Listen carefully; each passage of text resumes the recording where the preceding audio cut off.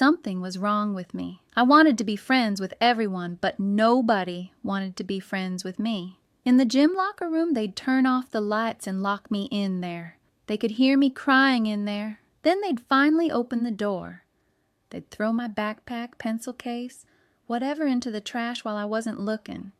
They'd just take me outside in winter, knock me down in the snow, start pelting me with snowballs, kick me a little through my jacket. You were so wrong. You'll regret what you did to me for all those years. Hello, my name is Emma. In school they thought I was ugly, but now I work as a model for Calvin Klein and Ralph Lauren. Listen, if you'd come to this interview 5 years ago, would you have sat differently?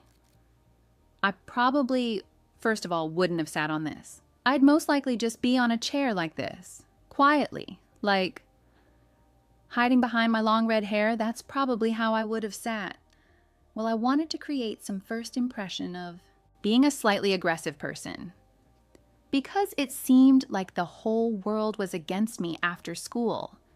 And I didn't believe that people would ever treat me differently. Because I'd gotten so used to it. It all started around 5th grade, and I lived in constant tension. And it seemed to me that even if people treated me well, they weren't being honest. There were girls who pretended to be my friends, but they were plotting behind my back. When I realized how far this was all going, we went on a field trip somewhere. And as usual, on the way back, everyone's sitting with each other, playing truth or dare and so on, and they wouldn't let me join. I was used to it. I wasn't particularly bothered. Well, I'm sitting alone, so I'm sitting alone. But suddenly, one of the cutest boys in our grade comes up to me and kisses me on the cheek, turns to the others and makes this face like, disgusting. Turns out, it was his punishment for losing. A gray mouse, very tall, with glasses, who didn't have time to hang out. Because besides school, I did dance, music school. I had no free time at all. I was very smart and weak. I couldn't even say no to letting people copy my homework. Because I knew that something not very pleasant would happen to me after school. So I just peacefully let everyone copy my tests, my homework. Well, again, nothing protected me from them just taking things. Yeah, kicking me a little through my jacket, that happened too.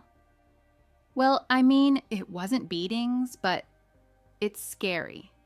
It really is a scary situation when I was just afraid to come to class.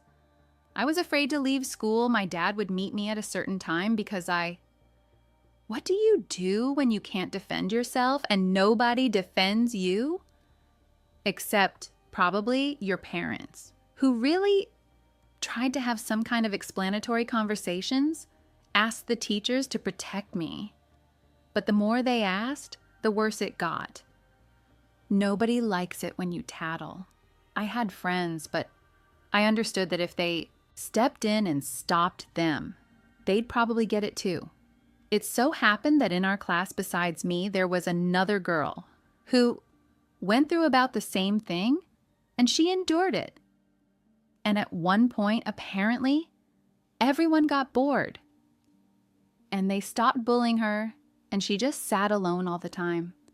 But she was just like an absent person, an empty space that nobody paid attention to.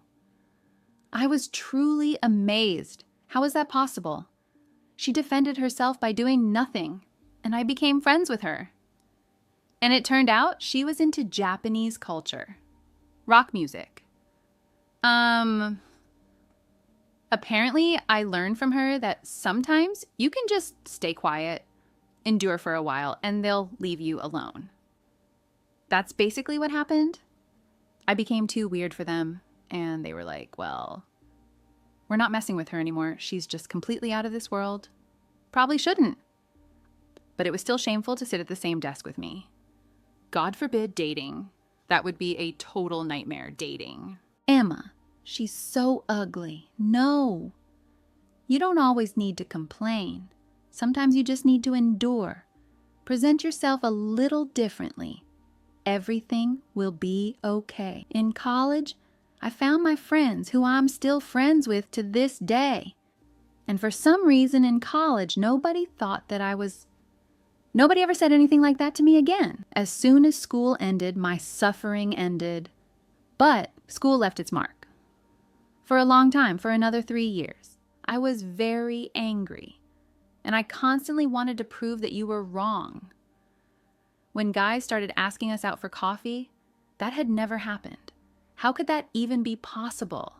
That someone would want to communicate with me like that, in that way. I started to understand that I actually feel beautiful. I can fit in here, I can become some kind of strong woman who can defend herself and not even stay silent, possibly.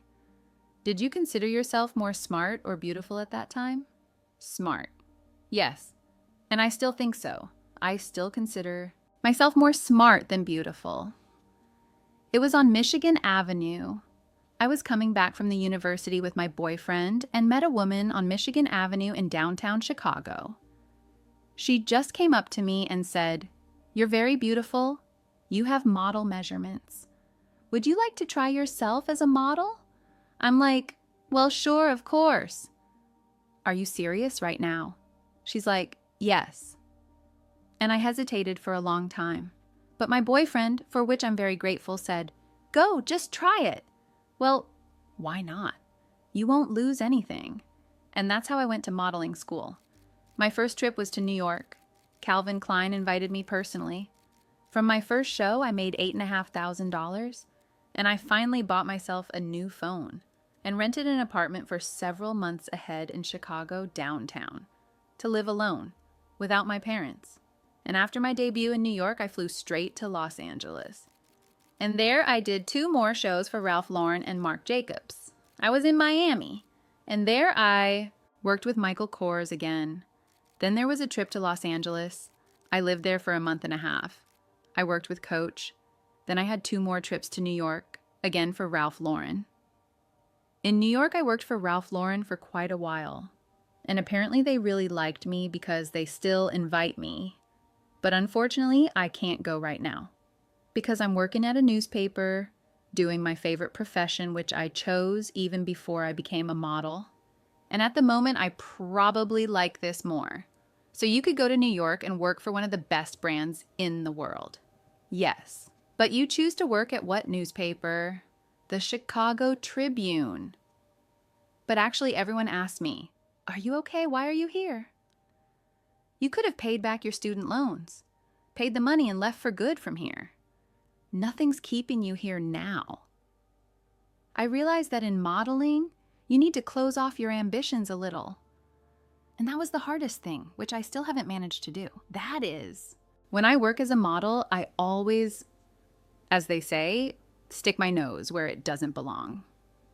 I try too hard. I try to figure out what the designer was thinking, what the makeup artist was thinking, how to present the product even better, what else to do. I start creating something of my own and they're like, "Stop, here you should just shut up.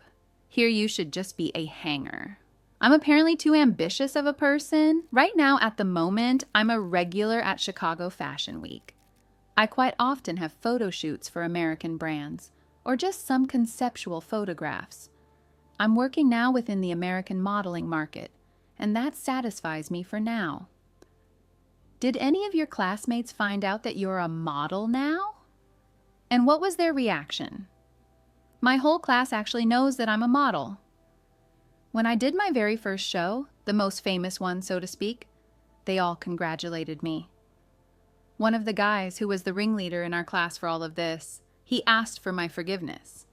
And I forgave him, and probably it took me about 2 years to understand that I don't need to prove anything to anyone anymore. And actually, that was stupid. What? The main thing is to work things out with yourself, praise yourself, and scold yourself for something. But most importantly, find something to praise yourself for. Because I was always scolding myself for everything at that time. Because I didn't see that I had any positives at all. Every person has positives. Every single one.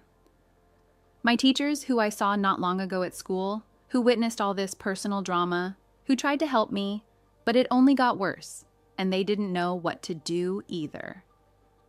I recently met with them, and they were all very happy, and some were shocked. How did it even happen that Emma is in New York? It's amazing. If I hadn't gone through this, I wouldn't be who I am now at all, for sure. It made me so strong, so resilient to any name-calling, any bullying. It's not so easy to hurt me anymore. The most important thing is for you to prove to yourself that you deserve to be where you are now. And I believe that I deserve to be where I am now, and to be who I've become.